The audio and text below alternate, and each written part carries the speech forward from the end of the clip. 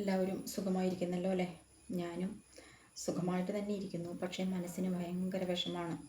നിങ്ങൾക്കൊക്കെ അറിയാം, നമുക്ക് എല്ലാവർക്കും അറിയാം. ഇന്നലെ ദാരുണമായിട്ടൊരു മോള് നമ്മുടെ കൂട്ടത്തിൽ നിന്നും ഞങ്ങളുടെ കൂട്ടത്തിൽ നിന്നും വിട പറഞ്ഞിരിക്കുന്നു. ഞങ്ങൾ അംഗൻവാടി പ്രവർത്തകർക്ക് ഒരു വലിയ വേദനയാണത്. ഞങ്ങൾ ആരോട് പറയും? അസംഘടിത മേഖലയിൽ ജോലി ചെയ്യുന്ന ആളുകളാണ് ഞങ്ങൾ. തുച്ഛമായ വരുമാനത്തിന്, തുച്ഛമായ വരുമാനത്തിന് സേവനം മാത്രമാണ് ഞങ്ങളുടെ മുന്നിലുള്ളത്. അല്ലാതെ പൈസ ചോദിക്കാൻ പാടില്ല. സേവനം, അങ്ങനെ ആ മേഖലയിലേക്ക്, സേവന മേഖലയിലേക്ക് കടന്നു വന്ന ആളുകളാണ് ഞങ്ങൾ. അപ്പോൾ ഇതുപോലെയുള്ള ചില സാഹചര്യങ്ങളും ഞങ്ങൾ തരണം ചെയ്യേണ്ടതായിട്ടാണ് വന്നു പോയിക്കൊണ്ടിരിക്കുന്നത്.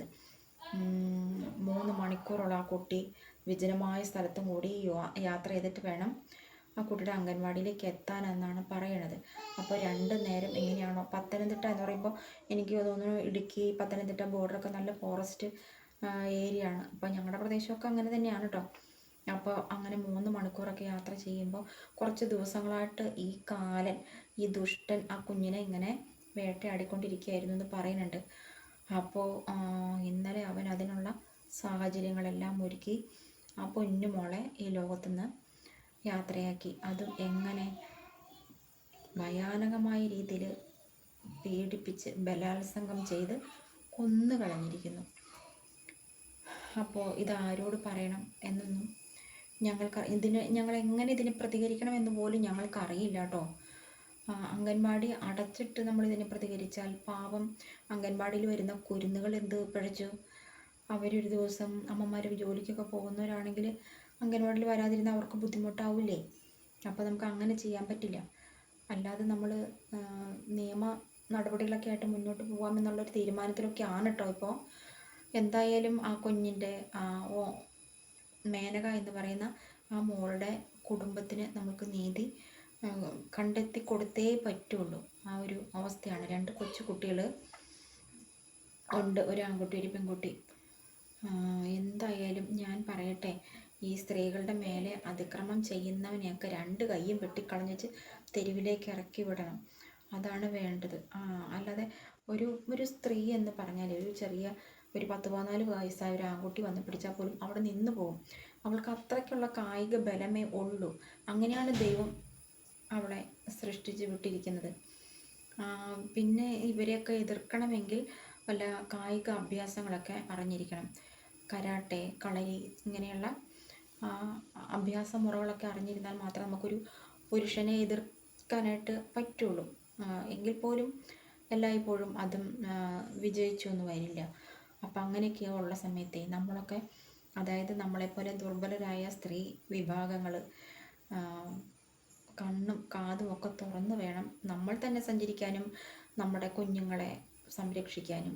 അവരൊക്കെ എവിടെയാണ്, ഇപ്പോൾ എന്തു ചെയ്യുന്നു എന്നൊക്കെ നമ്മളെപ്പോഴും അറിഞ്ഞിരിക്കണം.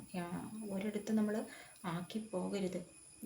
പെരുമഴയായാലും കൊടിയ വേനലായാലും കുഞ്ഞുങ്ങളെ അമ്മമാർ ഇന്ന് കയ്യിൽ പിടിച്ച് തന്നെ കൊണ്ടു നടക്കേണ്ട ഒരു അവസ്ഥയാണ്. അങ്ങനെ തന്നെ വേണം ചെയ്യാനും. ഇപ്പോൾ ഈ മോളുടെ വീട്ടിൽ 2 കുഞ്ഞ്, 32 വയസ്സുള്ളൂ ഈ മേനക എന്ന് പറയുന്ന ഈ മോൾക്ക്. അപ്പോൾ ആ മോൾക്കുള്ള 2 കുട്ടികളുടെ പ്രായം നമുക്ക് ഊഹിക്കാൻ പറ്റുന്നതേ ഉള്ളൂ. ആ കുരുന്നുകൾക്ക് ഇനി എന്തുണ്ട്, എത്രത്തോളം വേദന സഹിച്ച്, എന്തെല്ലാം പീഡനങ്ങൾ ഏറ്റുവാങ്ങിയിട്ടാവാം ഈ മേനക നമ്മളെ വിട്ട് പിരിഞ്ഞിട്ടുണ്ടാവുക. ഒരു അംഗൻവാടി ഹെൽപ്പറാണ്. അയ്യോ, എനിക്ക് കൂടുതലൊന്നും പറയാനായിട്ട് കിട്ടുന്നില്ല. അപ്പോൾ നമ്മുടെ ചുറ്റിനും ഇതുപോലെയുള്ള ദുഷ്ടന്മാരുണ്ട്. നമ്മൾ അവരെ കണ്ട് നമ്മളത് മനസ്സിലാക്കാൻ ഭയങ്കര ബുദ്ധിമുട്ടാണ്. ഇതെന്ന് പറഞ്ഞാൽ ഈ വിനോദ് എന്ന് പറയുന്ന ഈ വ്യക്തിയുടെ മുഖം കാണുമ്പോൾ തന്നെ നമുക്ക് മനസ്സിലാവും അവൻ കൊടിയ വിഷമുള്ള ഒരു ക്രൂരനാണ് എന്നുള്ളത്.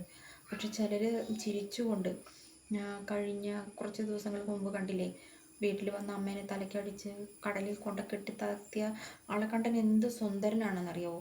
പക്ഷെ അവൻ്റെ മനസ്സിലിരിപ്പ് ഇത്. അപ്പം നമുക്ക് ആരെയും നമുക്ക് എന്താ പറയുക, തിരിച്ചറിയാനായിട്ട് സാധിക്കില്ല. നല്ലവനേത് ചീത്ത ഏത് എന്നൊന്നും. അപ്പോൾ അതൊക്കെ നമ്മളെല്ലാവരെയും ഒരേ കണ്ണുകൊണ്ട് കാണേണ്ട ഒരവസ്ഥയിലേക്കാണ് ഇപ്പോൾ വന്നുകൊണ്ടിരിക്കുന്നത്. അപ്പോൾ എന്തായാലും ആ മേനക എന്ന് പറഞ്ഞ പെൺകുട്ടിയുടെ ആത്മാവിനും ആ കുഞ്ഞുങ്ങൾക്കും ആ കുടുംബത്തിനൊക്കെ നീതി ലഭിക്കട്ടെ.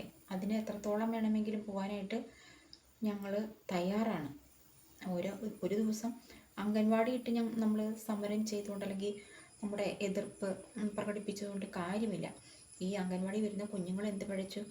അമ്മമാർ ജോലിക്ക് പോകുന്നവരെയൊക്കെ അംഗൻവാടിയിലാക്കി പോകുമ്പോൾ അവരെ നമ്മളൊരു ദിവസം അംഗൻവാടി വേണ്ട, ഇന്ന് ഞങ്ങൾ അംഗൻവാടി തുറക്കുന്നില്ല എന്ന് പറയാനായിട്ട് നമുക്ക് സാധിക്കില്ല. അതുകൊണ്ട് അങ്ങനെയുള്ള സമരമുഖങ്ങളൊന്നും അല്ലാതെ നേരെ സർക്കാരുമായിട്ട് ബന്ധപ്പെട്ട് നമുക്ക് എന്തെല്ലാം ചെയ്യാൻ പറ്റുമോ ആ ഒരു രീതിയിലേക്കാണ് ഇപ്പോൾ ഞങ്ങളുടെ ഒരു പോക്ക്. അതാണിപ്പോൾ ഞങ്ങൾ സംസാരിച്ചുകൊണ്ടിരിക്കുന്ന വിഷയം. ഞങ്ങൾ ഈ ഫീൽഡിൽ വർക്ക് ചെയ്യുന്ന ആളുകൾ. അപ്പോൾ ഈ സമയത്ത് മോളുടെ ആത്മാവിന് ശാന്തി ലഭിക്കട്ടെ എന്നും കൂടി പ്രാർത്ഥിച്ചുകൊണ്ട് ഞാൻ ഈ വീഡിയോ അവസാനിപ്പിക്കുകയാണ്. നമുക്ക് പിന്നെ കാണാം. പിന്നെ എൻ്റെ ചാനൽ സബ്സ്ക്രൈബ് ചെയ്യാത്ത ആൾക്കാരെ ഒന്ന് സബ്സ്ക്രൈബ് ചെയ്തും ഒന്ന് ലൈക്ക് ഒന്ന് ഹൈപ്പ് ഒക്കെ ചെയ്തും ഒരു കമൻ്റ് ഇട്ടും ഒക്കെ ഒന്ന് പ്രോത്സാഹിപ്പിക്കണമെന്ന് വിനീതമായിട്ട് അപേക്ഷിക്കുകയും കൂടി ചെയ്യാൻ കേട്ടോ.